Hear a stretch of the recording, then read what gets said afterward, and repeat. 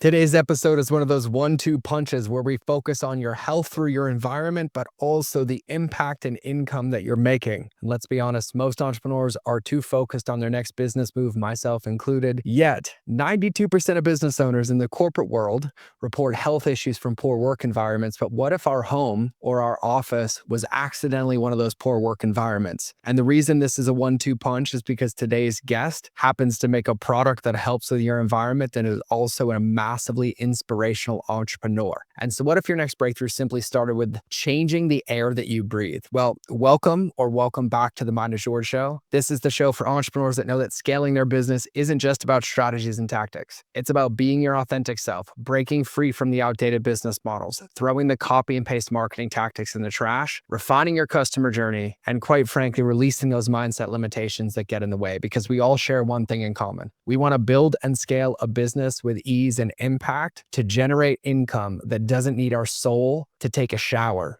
at the end of the day.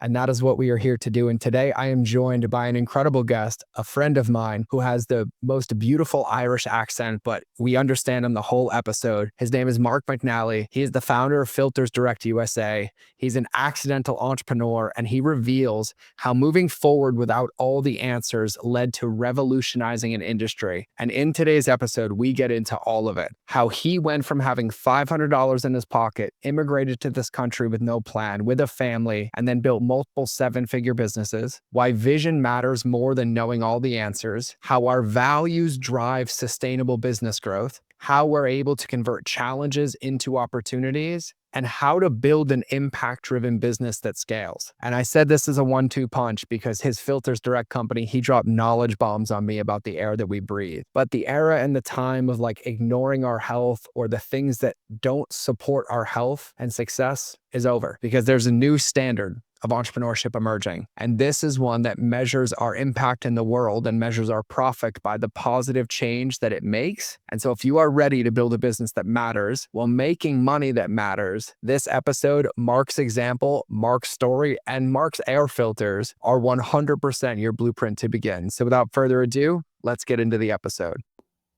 All right, everybody, welcome back to another episode of the Mind is Yours show. Today, I'm incredibly excited to interview this guest, but to also have you hear the story of this incredible accidental entrepreneur. He's a man after my own heart, since we share so many things in common. But I think there's so much to unpack in this one, but I'm stoked because he went from living in Ireland with his wife and daughter to basically immigrating with a young family, packed up, came straight to the US with $500 in his pocket, with a fire and a desire to basically make it over here, where he started in a company, worked his way up, then bought the company, then had another idea, invented a product, built it from the ground up, and basically now spends his time having an impact with people, helping with their health, and is like, in my opinion, a walking embodiment of like a value-based entrepreneur who creates solutions for problems in the world, who focuses on his family. We have decided 3 was enough kids though, so that's where he's stopping and drawing the line, and now he'll just build more businesses.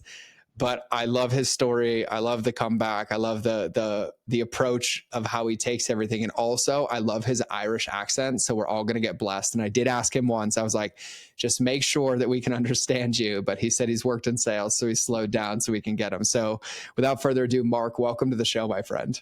Thank you very much, George. I think I need to get you to do all my intros to speaking events. That's awesome. Thank you. I'm in. Yeah, I will forever be pleasure your to be MC. It's like here. my secret passion. When I retire, I just want to do everybody's intros. I'll Exactly. do It's it going to all be day. MCing or what do they call it? The interpreter, whatever Yeah. tag you want. Yeah. I actually, that's so funny. I just did an event with some of my clients, and last minute they're like, we want you to MC it. And I'd never like officially MC'd an event. I found a whole new backup career if I ever need one, because I loved it. Like, I got to be mean about being in people's seats with love. And I'm like, oh, you want to talk? Here's my microphone. I'm like, oh, you have a phone call? Let me pick it up for you. It was a Nice. blast. I loved Nice. it.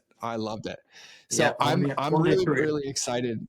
Yeah, man, I love it. And I'm really excited for everybody listening to kind of share your story, because you shared parts of it with me, and I think it's so powerful for any entrepreneur can relate to, whether I have an idea and I'm stuck in a corporate job, to I want to go launch this thing and figure this out. And you kind of took the hard road where you're like, I'm going to pack up my wife, my daughter with nothing, leave Ireland, come to the US and kind of go. And so, for myself and everybody listening, would you mind kind of like sharing the journey, like the full story? Because I'm excited to hear this.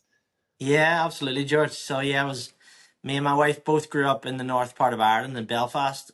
Um, and we had pretty much things set up pretty well. I had an office job, but it was a bit like Groundhog Day. You go into the same desk every single day. She had a decent job, and we had our first child at the time. She was 3 years old, our daughter Kristen. And my wife had dual nationality, so she had connections to America already. And when we got married, we decided that let's just try it out. Let's jump on a plane and go to America, because we never want to have any regrets. Why didn't we try that? Because we had the option to, with me getting a visa. So I was 27 years old. We packed a suitcase each, me, my wife, and daughter, and we had virtually no money, and we had somewhere to stay for 2 weeks. Her grandparents lived in Florida, so when you leave Ireland, the first place you go to is somewhere hot, right, with palm trees. So we chose to go to Florida, and I had 2 weeks staying with her grandparents, and the plan was, let's figure it out. If we can get some jobs within those 2 weeks, maybe we could stay another 2 weeks or another 2 weeks. And I'll never forget, it was after day two. My wife's grandfather, great guy Charlie, had set me up with an interview with an air filter company in South Florida. And I knew nothing about air filters. I mean, we didn't even have air conditioning in Ireland. If you're too hot, you open the window. That's kind of the way the temperature was. But I started working with a filter company.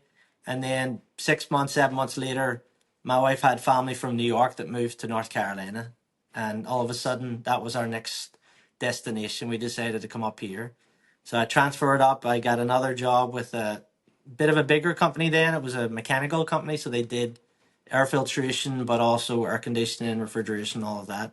And it was just a entry level position, working in a truck, working with my hands, carrying a ladder, which I'd never done before, but kind of lied a couple of times to get the job.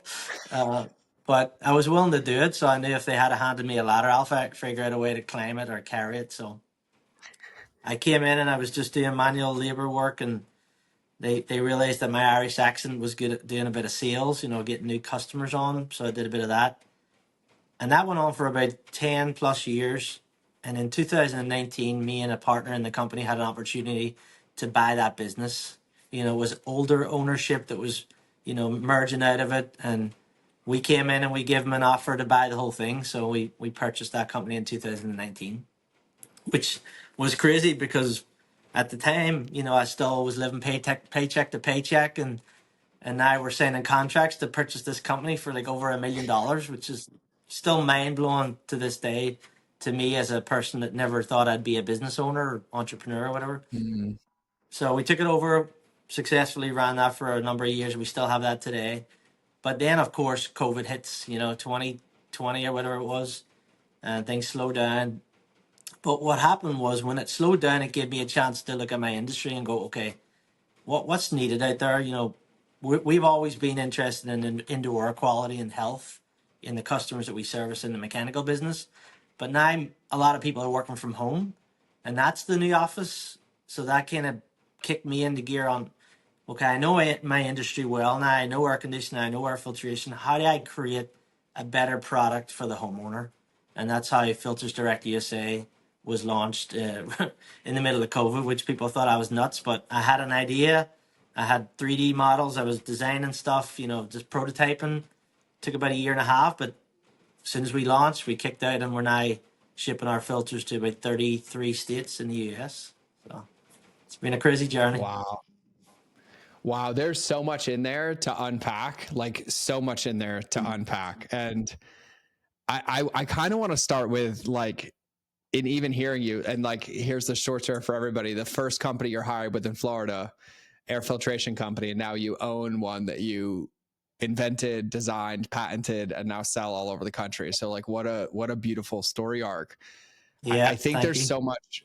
Yeah, dude, of course. Of course. I think, for me, and like hearing that, like, I'm like, what's the first question I want to ask? And I'm like, how do you even go from, buying a company to like, I have an idea for an air filter? Like did you have a background in design or prototyping, or did you just like figure this out as you went?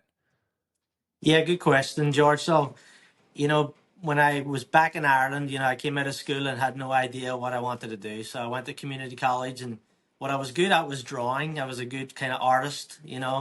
So I went to community college to do some artwork, some 3D design. I thought I was going to maybe be an architect at one point. So I did that for about a year and a half, and then I kicked out of school. I was like, all right, I need to make money. I'm tired of being in school. I'm ready to work. So I kind of dropped that and never picked it up again. Never thought I'd do anything with it until this moment, right? So as soon as this idea, this light bulb went off in my head, I'm like, I think I can make this better. Filters have been so mundane for decades. Like, why has nobody invented something better, healthier, more eco-friendly? So as soon as that started in my head, I was out drawing and I was making prototypes. And the first ever prototype that I made was on a pizza box. So I had the idea of, okay, what if this air filter had a plastic reusable structure, and all you're doing is putting an insert inside it and throwing that away because it's less waste on the environment. And as soon Mm. as that thought came into my mind, I thought of a pizza box because it's an open and closing mechanism. It's cardboard, so I can draw in it easily. I can carve out shapes in it with a Stanley blade easily. And that was my first ever prototype, which was Wow. really interesting as the path continued of us trying to figure out how to make a product. Because it's one thing to have an idea, but we knew nothing about a direct to consumer product. We knew no idea how to make it, manufacture it, mass produce, all that stuff. But we had a goal. We wanted to try to do it in the US. Me and my business partner, Tim Hobbs, he's a local North Carolina guy, and we just didn't want it to go overseas. Some of it was based on the time that we were in. It was the middle of COVID, right? You may have product, but it's sitting out in the ocean and you can't even get it because the containers weren't getting in. So that was one reason. But the other part was just we wanted to have more control of it. We wanted to do a little slower, and we wanted to make sure we made it in America. In fact, we actually make it right here in North Carolina now, which is a huge success for us. But I'll never forget one of the meetings. We drove to these plastics manufacturers in North Carolina, and this was probably our third or fourth visit to different ones, and they could never get the concept properly at a cheapable, achievable rate. Right? They were trying to ask for $30,000. So we're on our way to this plastics manufacturing company, and we're heading there. And I asked my partner Tim to pull over to the side of the road, and there's like a retail shop, and there was a pizza place in there. So I went in and I gave the girl $1 for a pizza box, and she thought I was crazy, but I was like, I don't need no pizza, just give me the box. And we went into these engineers, product development engineers, and I literally just lay the pizza box flat on the table. I said, like, I just need you to make me this, a version of this, and we'll do the rest. And that's how it all started.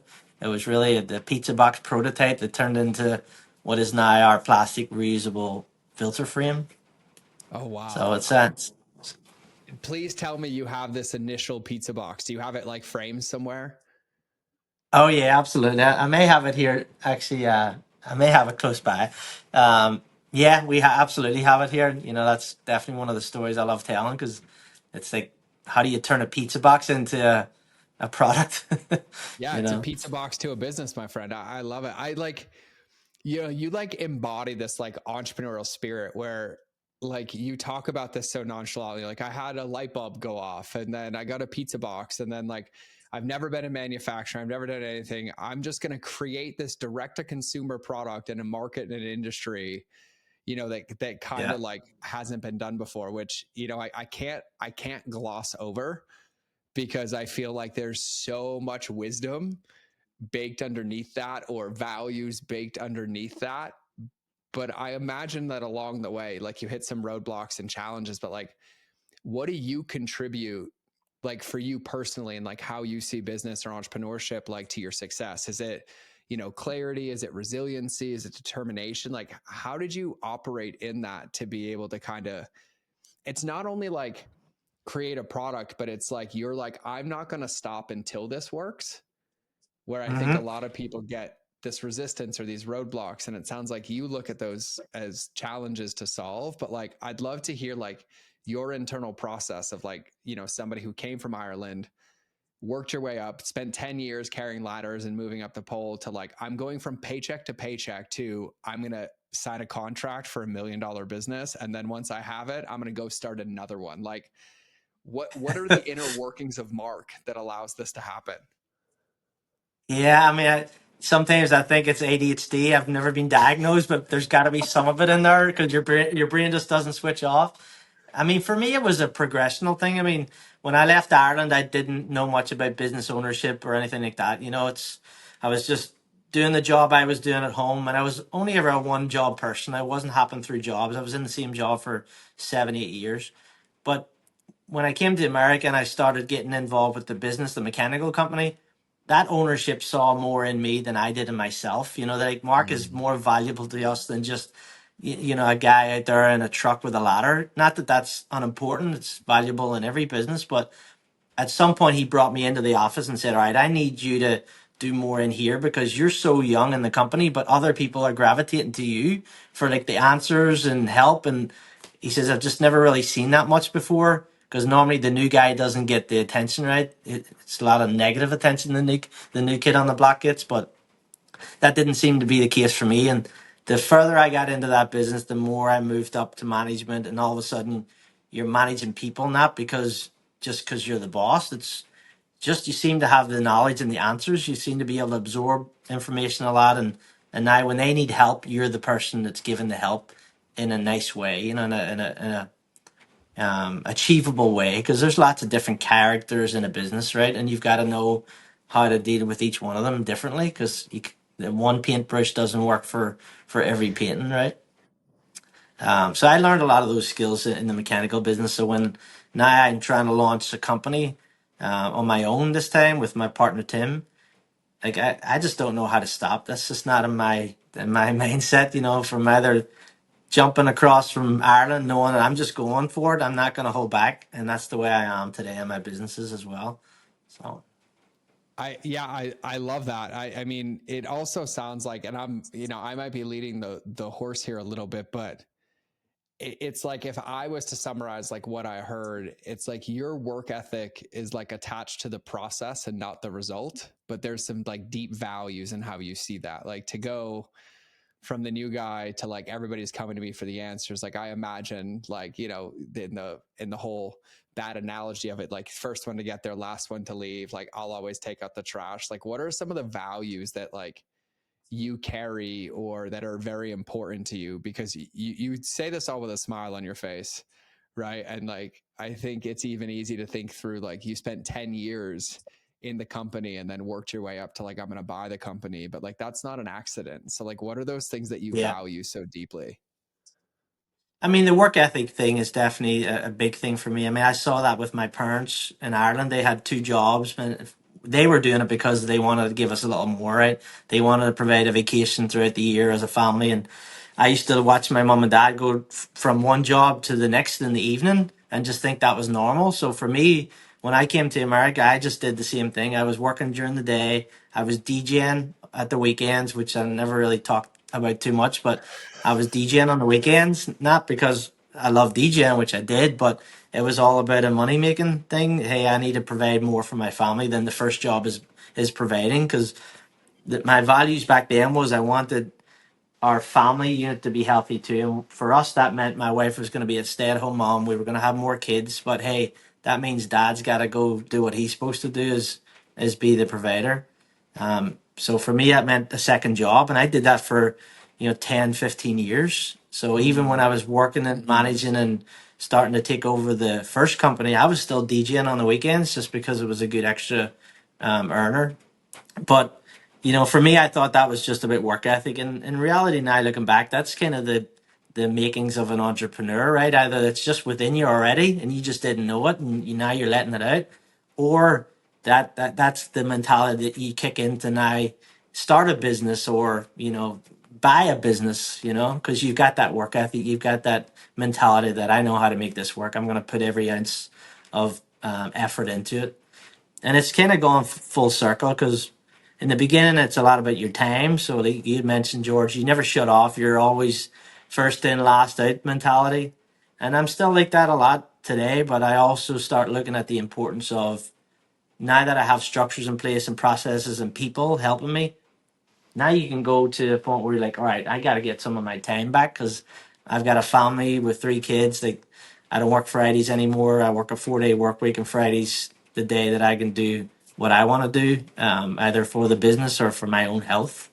Maybe it's a long weekends family trip or something like that. So it's uh it's important to balance both. Well, yeah, and I think the way that you articulated that is really powerful too. It's like you have that entrepreneurial spirit, and it's almost like you have to run the inner workings in the business and give up a little bit of time per se to then learn where you need to bring in process or player or playbook to then buy that time back and do things more meaningful with it, either on the business or running another one or spending family time. So, this is a question, and I have to ask it because I know for me as an entrepreneur, like I've been doing this for, close to 20 years now. The one area that I always struggled with the most was like delegating or outsourcing. It was like I would hire somebody or give somebody a task just so I could micromanage the task because I didn't know how to like let go.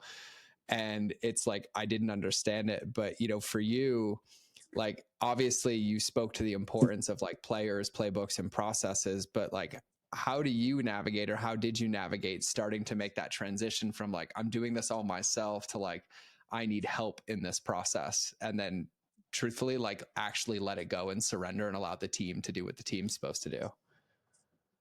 Yeah, and I would kind of say that that is tough, George. I think a lot of people struggle with delegation because they always think that they can do it better, which a lot of times they can. But man, you'll drive yourself crazy if you have to take on every task. At some point, you need to just let it go and realize, hey, even if it's only done at 80% of what I would put in, it's still 80%, and I can focus on something else that requires my 100%. Um, I've been very thankful in the mechanical business that I've got really good people. Mm. That's the most important thing. If you have really good people in your company that you can delegate to, I read a book a while back, and they talked about monkeys. Right, someone walks into your office with a problem, and the monkey's on his shoulder, and the monkeys now jump on your shoulder, and it's like, nah, it's my problem. I've got some people in my business that will come in and tell me they had a monkey on their shoulder, but hey, they dealt with it and the monkey's no longer there. So they already come in with the answers. They're not coming with a problem because that just adds another task on your head. They're coming to me saying, hey, Mark, this was the problem. This is how I solved it. We're all good. And it's like, that's awesome. That's what I need to hear. That's the kind of people you need to surround yourself with in your business, that they are problem solvers. Yeah, so you're not the only one solving all the problems. 1,000%. I actually love this. I want to ask you another question about it because I think even what you just shared of like when you're even finding somebody or having a team, like that everyone's like solution oriented, right? They're not problem finders, they're problem solvers.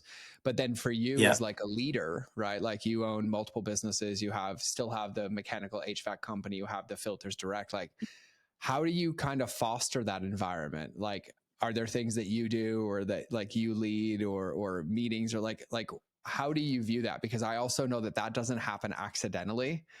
Like you can bring Yeah. in incredible problem solvers, but there's also a semblance of like leadership or communication or values or structure that's needed to be able to foster that. So like how do you see that? Yes, I mean, just for me, some of the ways that I feel like we evolved was, I talk about before that, I feel like I'm one that pulls the rope and not pushes the rope, if that makes sense. You can't push a rope, but you can pull it. And what I mean by that is like what I did, people followed. And some of the way we achieved that was we have a office space where it's more open, and some people can't work like that because they need their closed off space, and they can do that if they want. But for me, it was about everybody needs to see what's happening here because they can all learn from it. Like if an issue with a customer comes in one day and they're hearing me solve it, all of a sudden now they're tasked with the same skills. Okay, I know how Mark handled that one. Maybe I can do it next time, as opposed to referring the problem to him. And that happens more than that, where we share the problem and the solution. So now you're not only the one that holds the only solution there is in the entire company, that every problem has to come to you. You've got to share them with other people so that they know how to take it on themselves. And that's the process of delegation. That's one of them anyway.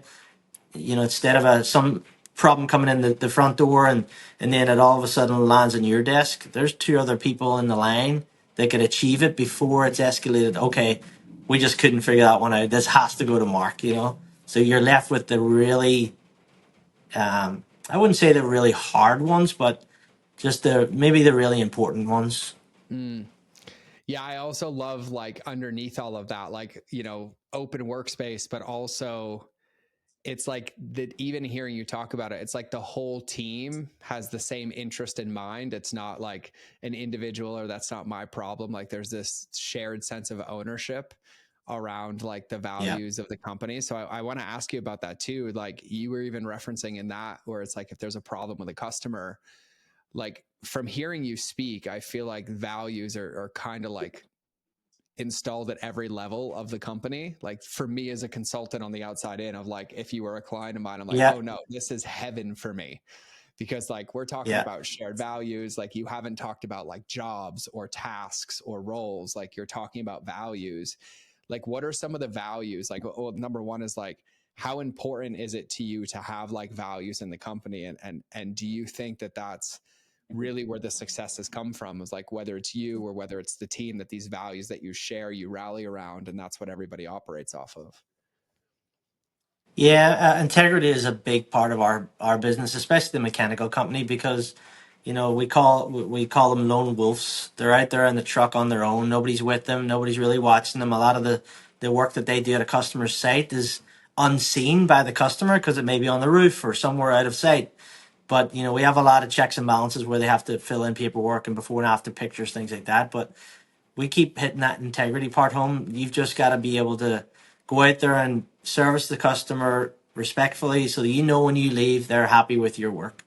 And every time we get the people together, the team together here at the office, I'm always relating the fact that everybody at this table eats. We all eat at this table, and what I mean by that is it's not a feast or famine where one department is really low work, the other one is higher. There's not a lot of um, this stature thing where the guy that went to learn how to be a technician is going to be superior over the guy that's just out there doing the maintenance on the equipment. Like to me, they're all valuable. They're all given a day's work and the time away from their family, so they're all important to me and our company. And as long as they see that from the head of the business, I feel like they now take that out in front of the customer. Mm. They've got to enjoy where they work and who they work for. And I think I've been very lucky that I have a team that respects me and my partner in our organization here, and they just feel that they're part of a family. I also love the humility where you're like, I got lucky, when in actuality, like you created that environment, but you're so humble about it, which I love. It just adds to the whole story, and it's so powerful. Um, I want to ask you, because this hit me when you were talking. Like I think back to like Mark in Ireland, where like I get 2 weeks in Florida, and now we fast forward what, like 17, 18 years or something. And now we have like Yeah.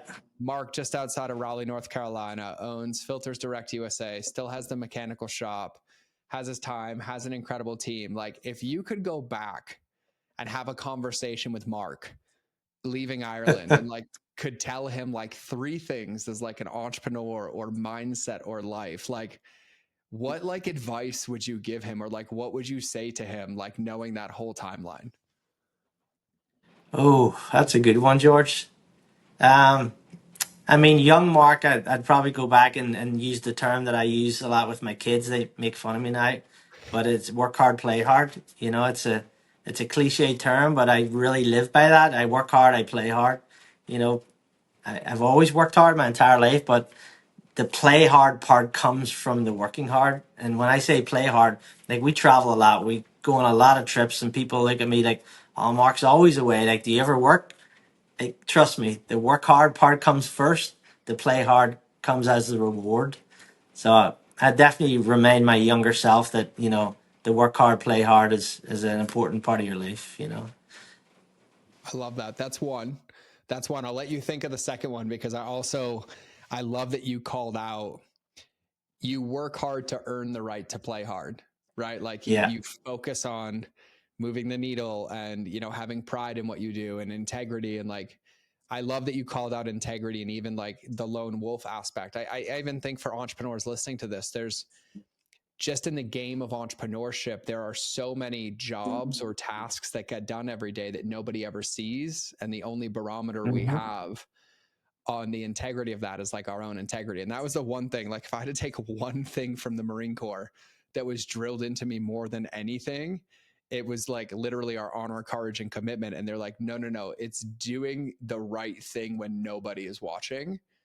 And Yeah, like yeah, that's absolutely. probably like one of the most profound life experiences and lessons that was installed in me. And so I love the work hard, play hard. What's another piece of advice you'd give young Mark at any point, like entrepreneurship, mindset, things to focus on? Yeah, probably don't go back. Don't go Mm, backwards. For me, don't go back could mean a couple of things. Don't go back could be don't go back to Ireland. Don't give up. Don't go back. But also don't go backwards. For me, I don't always know where I'm going when I'm moving forward, but as long as I'm moving forward, that's all that matters to me. I'm not a person that would ever think about going backwards, and I give that advice to people nowadays. Family members who just don't really know where their path in life is right now. They're just so confused with, I don't know what I want to do. I was like, you don't have to know. Believe me, I didn't know what I wanted to do at 25 years old. And, not that I'm saying, look at me now, but I'm proof in the pudding that you don't always have to know what you want to do or where you're going as long as you're moving forward. mm. God, I think we might be like kindred spirits. Like we talk and share so many of the same lessons. I'm like, hey, I'd rather you doubt yourself while you're stepping in a forward direction because you'll find the path Yeah. as you go, right? Like I'm like, well, Yeah. that's me like walking in faith, right? I love that one too. I love the don't go backwards, like make sure that you're progressing. And I think there's also this, I see this in you and I hear this in you and I have to call it out. There's like this childlike curiosity to where the unknown for you, and maybe I'm speaking for you, but the unknown for you doesn't feel like a challenge. It almost feels like something to explore where you're like, oh, there's Yeah. something on the other side of this. Like, oh, let's see what this is. Or, like that leap of faith, like there's this curiosity that allows you to keep moving forward. But this faith of like, as long as I walk in this direction, like it's probably not going to be a straight line. Like, truthfully, it's going to be like Yeah. laps around, bumps everywhere. But like, I'm learning something, I'm progressing, I'm making progress. Yeah, yeah, absolutely. I mean that, I wouldn't say I've always thought I've lived by that, but it just happened recently, like within this year. Yeah, a family member was confused about where they were heading in life, and that terminology just, I don't know if I read it somewhere or it just came off the top of my head. I literally just told her, "Hey, you don't have to know where you're going as long as you're moving forward." And that one Mm, phrase was just impactful to her, but also me thinking about it in my own terms. Like, wow, I mean, that's kind of me as well. So you know, as I get older, I'm 44 now. There's little nuggets of wisdom that come out, every now and again. So yeah, it's definitely I have rewarding it. to see. Go ahead. Go ahead. Yeah, it's definitely rewarding that you're at that point where you can give those little snippets of knowledge and wisdom, and hopefully impact someone else's life.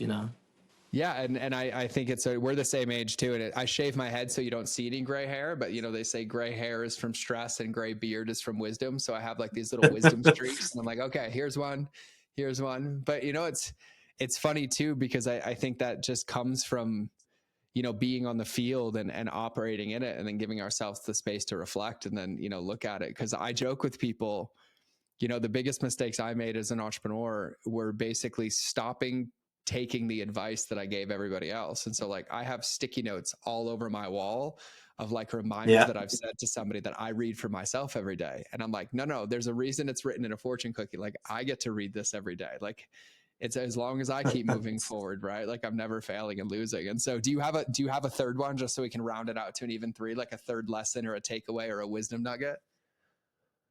Um, yeah, probably don't forget to pull yourself up, you know? Mm. Um, don't forget to pull yourself up, and I'll steal one from my wife. This was her little snippet of wisdom she said recently to one of our kids was, um, show up for yourself. Mm. So I guess I would go back to myself and say, hey, Mark, show up for yourself. Maybe, there was never an issue with me back when I was younger, but just to have that constantly in my mind, don't forget to show up for yourself. Don't have to do it for anybody else. You do it for yourself. That's wisdom. What a great lesson to give a kid. I love the three.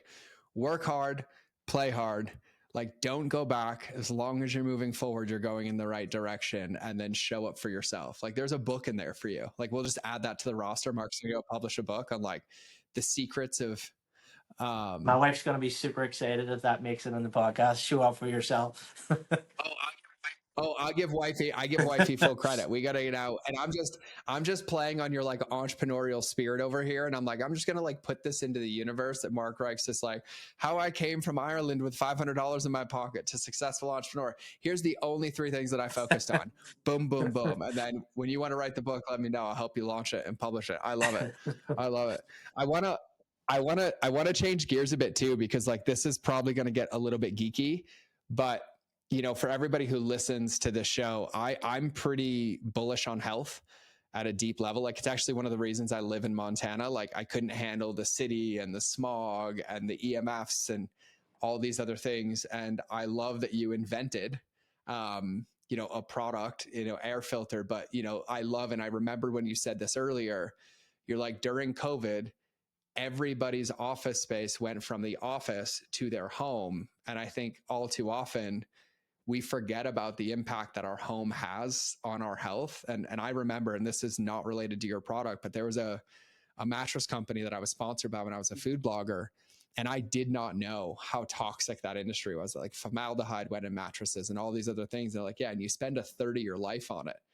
And then I think about like all the other time we're in our home. And so before we even get into like air filters, can you give us like things to be aware of that we don't think about that might be affecting our health with like the air quality of our home? Yeah, I mean, obviously the obvious one is people forgetting to change their air filter is huge. But what happened when COVID kicked in was everyone just got so turned on to, oh, I need to put the highest MERV rate and the highest quality filter I can put in there, just because they all thought it was gonna, kill stuff and whatnot. But you created issues there in itself by not having good airflow. So people getting sick in the home can happen for a number of different reasons. One is they're not changing their air filter on time. The second part is they're using too restrictive of an air filter, so there's no air moving through the home, and that's when people start having indigestion problems and sinus issues, and you know, there's just so much can come from it with poor indoor air quality. And even some homes in certain parts of the country that maybe have cleaner air than the others because less construction going on or whatever it may be, they just totally forget to do the filter part, George. It's such a hidden task that's behind the filter grill that you don't really see. And it's not like something like your lawn where they have weeds popping up and they go, I need to go get my lawn service. I don't like these weeds. Well, the air filter is similar to that, right? It's just hidden. So when things start growing on it and bacteria and mold and all that, it's a nightmare. So when we set out to do this, we already had the background of air conditioning from our mechanical company.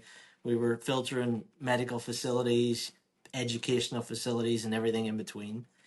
So when I went down the path of, all right, how do I create a product for the home? What do they need that they don't have right now?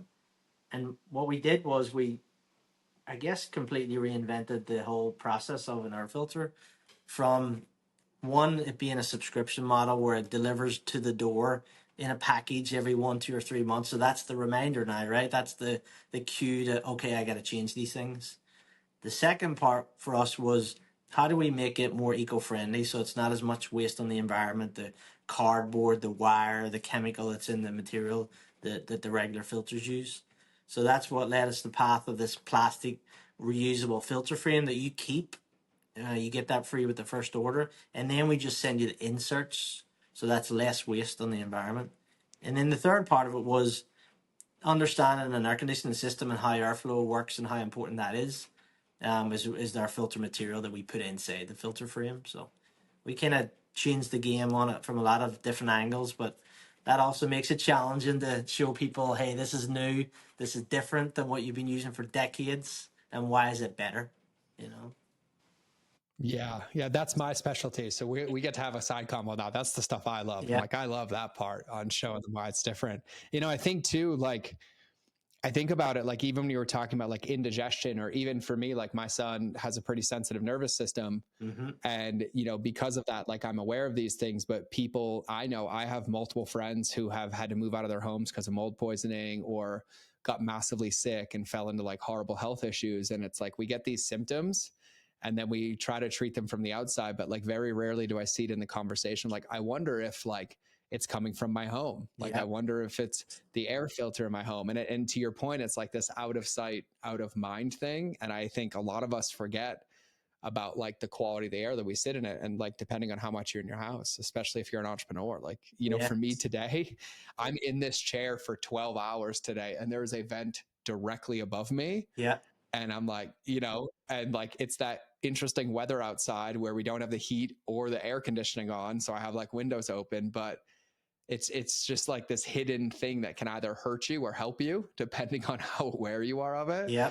So I love the call of that. And I'm going to ask a tactical question really, because like, this is like the dad home guy in me really, really quickly. Yeah.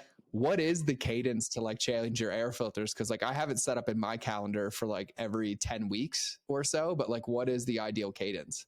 So we don't recommend going past every 3 months, because when you hit the Mm-hmm. 3 month period, that filter's already captured enough dirt, dust, bacteria, mold spores, everything, dust mites on it, that you're starting to restrict airflow, but you're also starting to um, have health issues in the home, because everything that caught on the filter is essentially being still pulled through the airflow.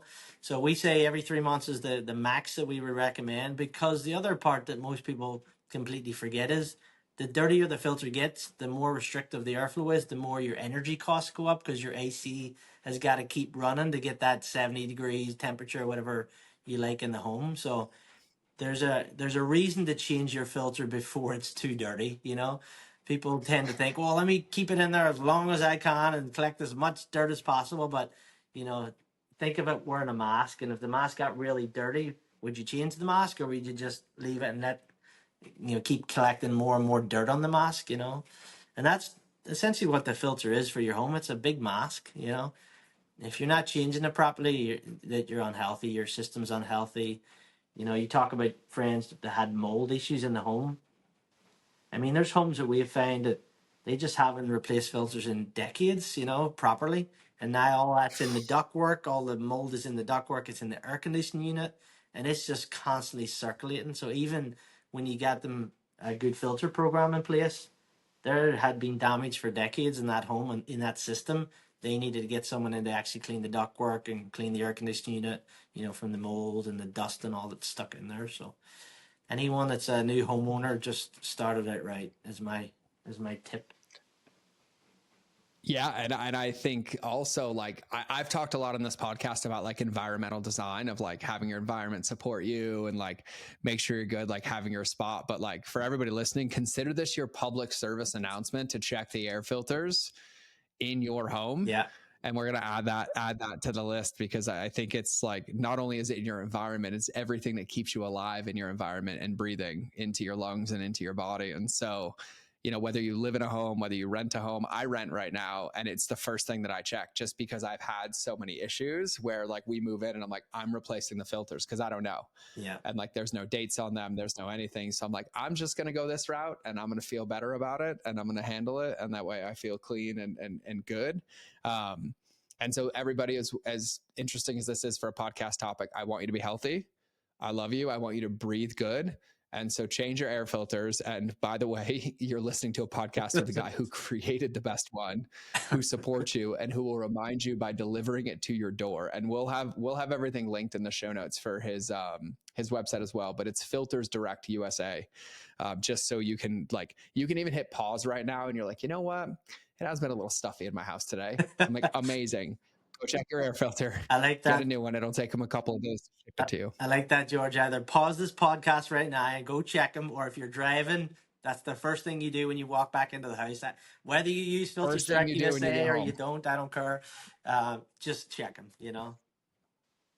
Like your health is worth it. And I think it's just such a important topic, because it is so easy, like out of sight, out of mind, like just to forget about. And I know even for me here, like in Montana, we like spring is here, and literally like the snow starts to melt, all the pollen starts coming, the dust starts coming. And then we start using the air again. And I'm like, oh, time to check it because Branson's sniffly. I'm getting sniffly. And I'm like, oh, got it. Like, we got to like be aware of these things. And, I think we just don't think about it. And I think, the more we think about it, the better. So Yeah. I'm totally in. I want to ask you too, because I'm going to tie some of like the previous stuff and kind of give a synopsis so far, because a couple of things that I've heard that like make my heart really happy and glad men like you in the world exist is that like every ounce of business that you have and the success you have is because it's actually founded on quality and values. Like you care about people, you care about the results. There's like a really, really deep why underneath like everything that you do.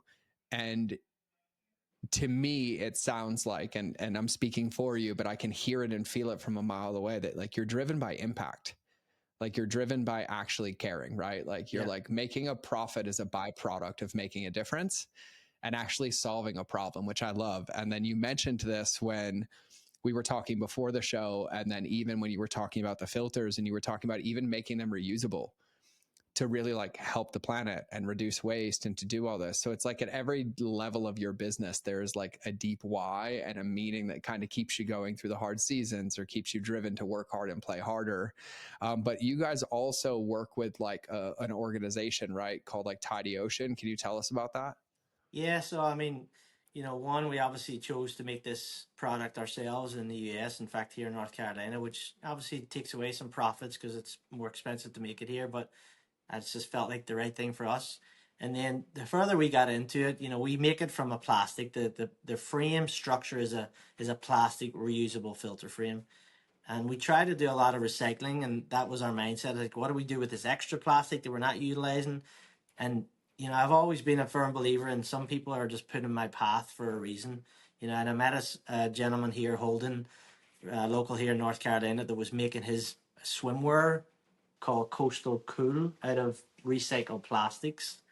And he put me in touch with a company called Tidy Ocean, and they remove plastics from the ocean. If you've ever seen these plastics that just gravitate to countries like Guatemala and certain places, even our own coastlines here in the US, it's crazy the amount of plastic that's in the ocean that finds its way there. So what we did was we put together a partnership with every purchase we remove a pound of plastic, and it's not just the first purchase as a way to grasp a new customer. Like as soon as the customer's on board with us, every subscription purchase thereafter, we are donating to remove a pound of plastics on their behalf. So the goal obviously is that Mm. to keep accumulating. The more customers we have, the more we can actually impact the ocean out there with the plastic removal. And it's been a great partnership. It's fantastic what they're doing. It's not just removing the plastic, but it's creating jobs in those areas that are very, poor areas to live in, and not much work. So that's been a great move for us, and I'm excited about where that's gonna go. Okay, so I'm gonna ask a question. I don't think I've ever asked anybody this question, but like hearing this and like we, all of us listening and me getting to talk to you have been on this like story arc of like, Mark back in the day in Ireland, come over, work 10, 15 years, learn how to use a ladder, say yes to a whole lot of things. And you're like, I'll figure it out as I go, to then, buying a company when you're still living paycheck to paycheck, to then starting this new company and then having impact in it, caring about team. If we all eat at the same table, like there's so much like in this embodied example of like what I consider to be like really impactful entrepreneurship and like living by your values. Now, like thinking about here where you are now, like what are you excited about in the future? Like where do you see 5 years, or like what's the next idea, or like what do you see possible? Is it taking filters direct and like getting everybody to breathe easy? Like what's next for Mark? That's a great question, George. I mean, obviously, um, Filters Direct USA, I want that to go as big as it can go across the US, because we essentially ship filters to every state in the US. So there's no limitations for us where that is. I would love to go full circle with the plastics recycling, because what happens is with the removal of the recycling product, now we can use that to make our own products that we're selling. We have to purchase the plastic right now, but man, it would be a great full cycle moment if we could capture the plastic that's being removed from the ocean, and now that's being made into the sheets that we actually make our plastic reusable structure from. I don't know how quick I can get there, but it's definitely, my future mindset is how can we make that work? Because when people think about recycling and how to help our environment, it doesn't always have to be the aftermath, like recycling afterwards. There's a lot of work that's being done involving recycling before and purchasing products that are made from recycled materials. Now, some negatives to it is it not always meaning that material can be recycled again. But for me, it's just as important to do it on the front end as it is on the back end. If no one's doing it on the front end and all this material, plastics is going out there and it's never being reused again, it's just accumulating without any, you know, recycling. Yeah, I love that. I have a question. Now I have a business question because like that inspired a business question. Yeah, yeah. So like I've never asked anybody that question, but you very quickly had an answer of like vision. Like how important is it to you or to entrepreneurs do you think to like have at least clarity or an idea of vision and like how that impacts their success? Because like every ounce of this, like in listening to your whole story and for everybody listening, like your vision was kind of born by opportunity. The company saw something in you that you didn't see, and then you tasted it and you're like, okay, I can do this. I can lean in. And then you're like, oh, I'm going to buy this company. Right. And then that led to this vision of like, I want to bring air filters and fix it in pizza box. And then you start doing that. And you're like, I want to buy back my time and live by these values. To then I'm like, what's next? And you're like, I want to be able to full circle this and fully integrate this vertically and be able to do this. Like, how important is it for you, like as an entrepreneur who walks this, like how important do you think it is to have a vision, and like how much does that play into like your success or your ability to navigate? Yeah, for me, I mean, it just gives me drive, a passion to move forward with it because it can't always be about money. I mean, money's great, can buy great things, but I never set out to be an entrepreneur, a millionaire, a multimillionaire, whatever. It's not the important thing to me. When it gets to the point where I have funds enough to have a great family unit and do trips that we have never experienced before, that to me is success in itself. I still live in the same home that I bought 18 years ago in North Carolina. Um, for me, it's not about driven by money. Some people are like that, and that's wonderful to have a goal and go after it and be successful in that way. But for me, when it's more purpose driven and it's more of an impact driven or I don't know, just something that's not always financially related, it makes me more passionate about what I'm doing. Hmm. Yeah, I could feel that. You embody that like through and through, which is why I think you've had the success that you've had. Is like it's all for the right reasons. It's customer focused, it's team focused, it's even to your wife's point, like pull yourself up, like believe in yourself, be able to lean into this. Like it's focused on the right reasons. And even when you talk about the company, it's we want to make this easy for people. We want to create something that keeps them healthy. We want to reinvent this. We want to make it so you don't forget about it. We'll remind you of it. Like we have integrity with our workers. We want them to document what's here. We want them to do what's right even when no one's looking. And so I'll say it, you're like a walking case study of like focusing on impact and allowing profit to follow. And so like I thank you for sharing that so openly. So I have I have one last question, and I'll tell everybody just because I said it again, and where to find Mark. The best place is Filters Direct USA. Is there anywhere else on the internet that you live that you want people to find you, or is that the best place? I mean, yeah, that's our website where we sell our subscription model filters. But I'm everywhere. I definitely put myself in front of this company and being the face of it, the voice of it. I mean, I'm on TikTok at Filters Direct USA, so you'll catch a lot of my videos on TikTok, which has been very successful. Instagram, same thing, Filters Direct USA or Mark McNally, because I still Okay. like getting myself out in front of this thing as much as possible. Like just this weekend, we've got a rally home show that we're doing because we do pretty well at home shows, and I'll be out there myself. I want to talk to my customers. I want to see their pain points. I want to show them something different we've created and get feedback because even though we're 3+ years into this thing, like I'm always learning. When you sit and chat to someone that walks by and they're intrigued enough to stop and talk to you, like I get so many little nuggets from their conversations and why they would choose our product over what they've been doing, and then I can step back into my business and go, okay, their pain point was they couldn't find their sizes in the store.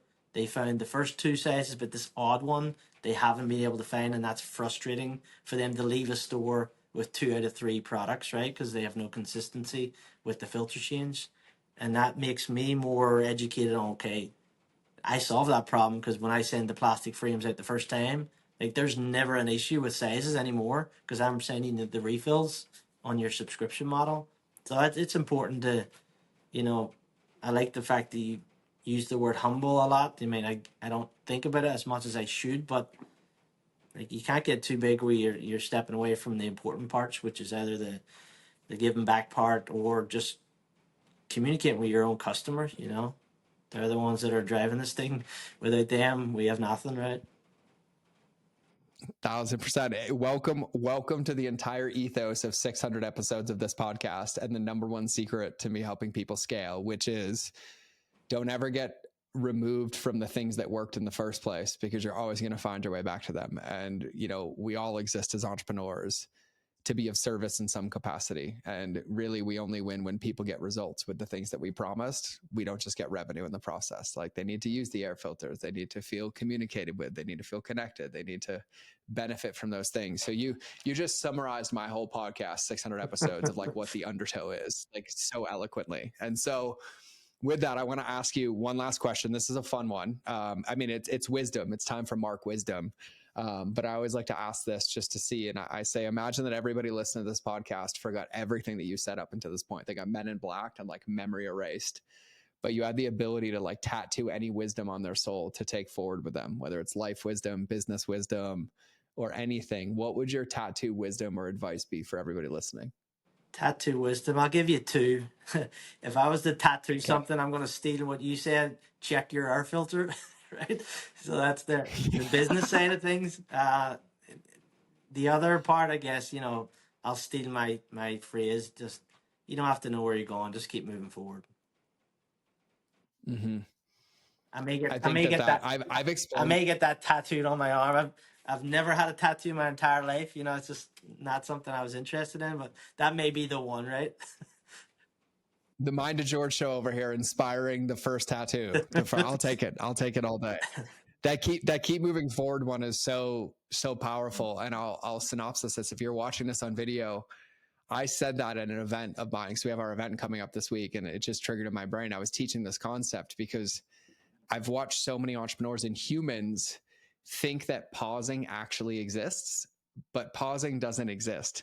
And so I say like life is an uphill track. And the moment you think you pause, you don't, you start rolling backwards. Yeah. Because you have to keep progressing. Like time moves on. And so I love that of like keep moving forward because it's also the fastest way to learn. And even your story and the business, it's like, you know, multiple meetings and ideas and prototypes. Like, but if you never made that first prototype and you just thought about it and thought about it and thought about it, you wouldn't have iterated it and you wouldn't have got to this point. So there's so much wisdom underneath that one. So I think it's a perfect one to leave everybody with. So if you get it tattooed, you got to send me a picture. You can text me a picture. I got to see this thing.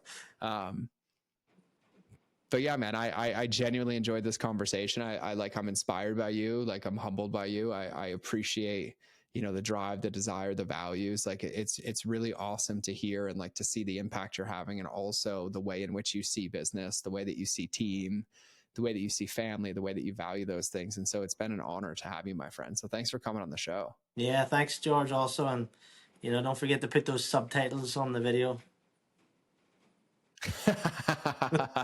I could understand you. Maybe it's because I'm like 33% Irish, but I got it. I understood everything. I think the only one was seals. And I was like, oh, sales, not seals, not like seals in the ocean, sales, like selling things. That was the Yeah. only one that I heard. All right, so that's the only Yeah. the only one word subtitle will be on the entire video is just where Mark says Just seals. That's sales. it. It equals sales. Like it's just direct sales. And so I love it. And you know, for everybody listening, I thoroughly enjoyed this conversation. And I mean this.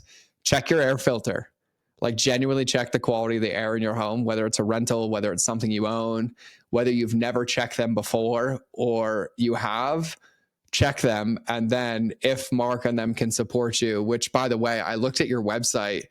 I live in Montana. It would be cheaper for me to buy them on your website than it was for me to go to the hardware store anyways, based on what I saw on the website. So, check it, get yourself set up. And if you're anything like me, where you like forget about your air filters, just let their delivery remind you, because you're going to want to open the box and think it's Christmas and you're like, oh, change the air filter. So like, let this be your PSA or public service announcement to like check the quality of your air in your house or the place that you live or anything like that. And also, take a nugget from Mark. Like he has an incredible story, an incredible journey, but there was so much wisdom shared of like, whether it's how you apply this to your team, how you think about operating, whether you keep moving forward. And my invitation for anybody is to take a nugget from today and to put it into practice, right? Because to Mark's point, we're moving forward. And so what you do after today is another brick and another step in that direction, and you can choose which step you take. And so if any of this resonated, if you need an air filter, go check out his website. And if you just want to connect with him, because I'm going to go follow him on TikTok and Instagram too, so I can see these videos that are popping off, like Mark and his performance element over here. But send him some love, send him some gratitude. And I'm sure if you have any questions about your health or air or anything, he would love to answer them. And so, Mark, thank you for coming on the show, my friend.